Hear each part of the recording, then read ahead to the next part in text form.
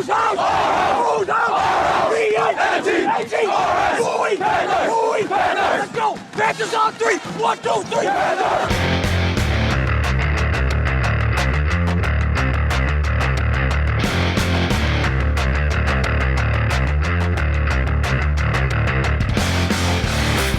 This is the Lakeville North PantherCast with head football coach Mike Zweber.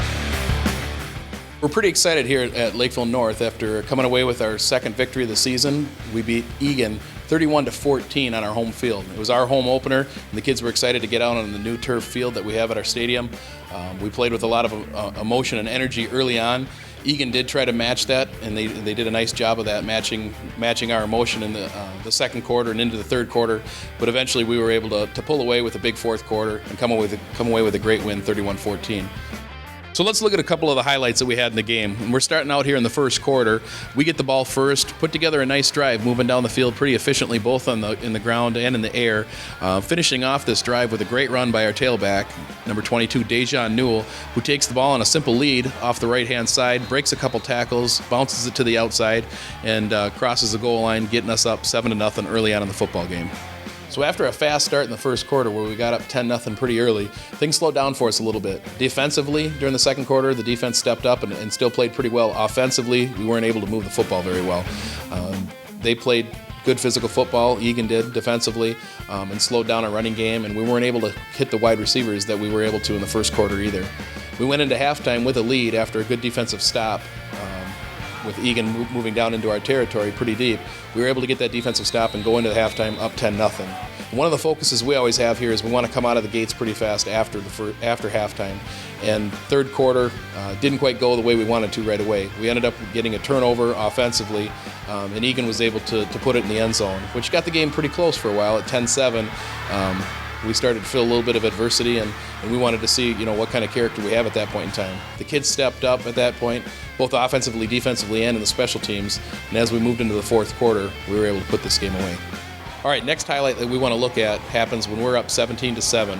We moved the ball deep into Eagan's territory, and unfortunately on this play we had the wrong personnel group in the game. We wanted to call a play where we had a tight end in the game, and at the time we didn't have that.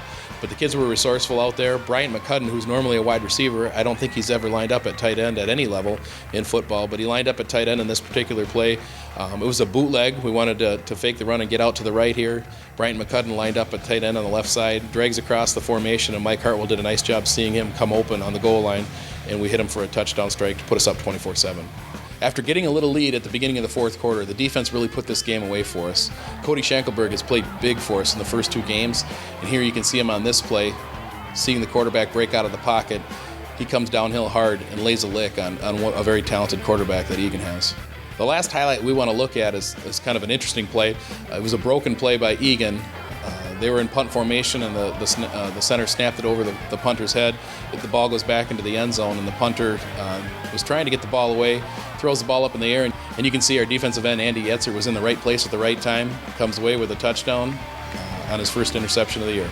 Time now to look at the Panthers of the Week. On offense, another big game by our wide receiver, number 7, Will Washington, came up with 5 catches over the course of the game, and none bigger than this one where we ran him on an out and up on a fourth down. It was a 4th and 12, key part of the game for us, and you can see him go up and make a great catch on this play for a touchdown and give us the lead.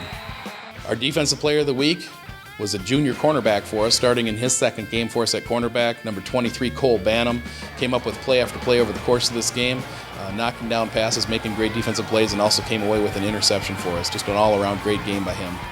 And on special teams, Ben Skelly, number 21, comes down on the kickoff coverage a couple different times, but specifically on this play you can see him come down flying past everybody and makes a huge hit on their kick return. Up next for us is a road game over at Eden Prairie. It'll be a big game, a matchup of 2 undefeated teams, us at 2-0 and Eden Prairie at 2-0. Obviously, they've got a lot of great history over at Eden Prairie, winning the last couple state championship games. But our kids are confident, and that's going to be the important thing going into this game, is we feel good about how we match up against Eden Prairie. It's going to be a game that we have to play extremely well. We have to offensively limit our turnovers. We have to limit our penalties. Defensively, we're going to have to force some turnovers. That's the kind of game you have to play against a great team. And so They don't try to trick you. They don't try to surprise you. They just line up and say that they're better than you, and that's kind of the attitude that they take.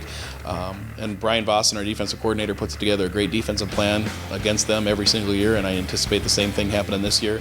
Offensively, we have to hit them with some of the quick things, using our athleticism. We have to hit them in draws and screens, and we have to just spread the field out and use our wide receivers to spread that field as much as we possibly can. So it's going to be an exciting game. I think there's going to be a lot of people there, and we're excited to go into this game against a great football team and get a win going 3-0.